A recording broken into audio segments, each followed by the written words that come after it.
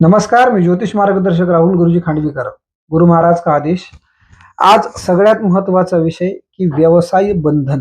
हे व्यवसाय बंधन होतं कसं व ह्याच्यावर काय उपाय हे जाणून घेऊ. त्याआधी तुम्ही माझ्या चॅनलला सबस्क्राईब केलं नसेल तर सबस्क्राईब करा.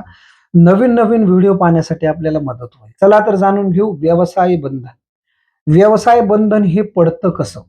आपला व्यवसाय खूप व्यवस्थित चालू आहे आणि अचानक ठप्प झालेला आहे. आपले शत्रू, गुप्त शत्रू, हितशत्रू, प्रकट शत्रू असतील तर तंत्रबाधा करूनही आपला व्यवसाय बंधन होऊ शकतो.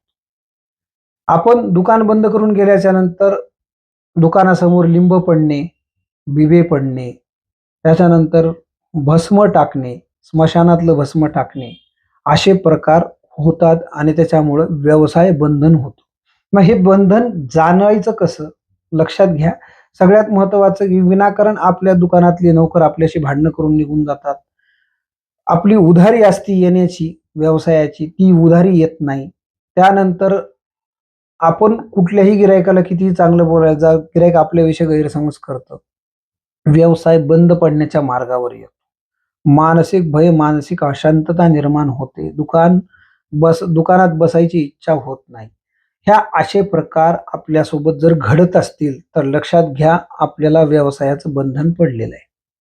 मग हे व्यवसायाचं बंधन काढायचं कसं? तर हे व्यवसायाचं बंधन अमावस्येच्या दिवशी आपल्याला काढता येतं. ते पण संध्याकाळी दुकान बंद झाल्यावर हा उपाय तुम्ही करायचा आहे. तर काय उपाय करायचा आहे? सगळ्यात महत्वाचं 7 नारळ घ्यायचे आणि 7 लिंब घ्यायचे आहे.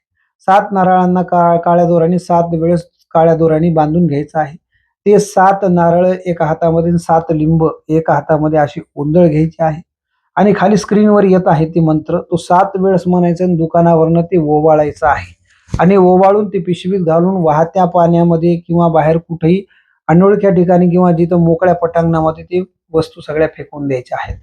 आपल्याला हे 7 अमावस्या उपाय करायचा आहे. हा उपाय निश्चित करा. आपल्याला फायदा होईल. अधिक माहितीसाठी संपर्क करा. धन्यवाद.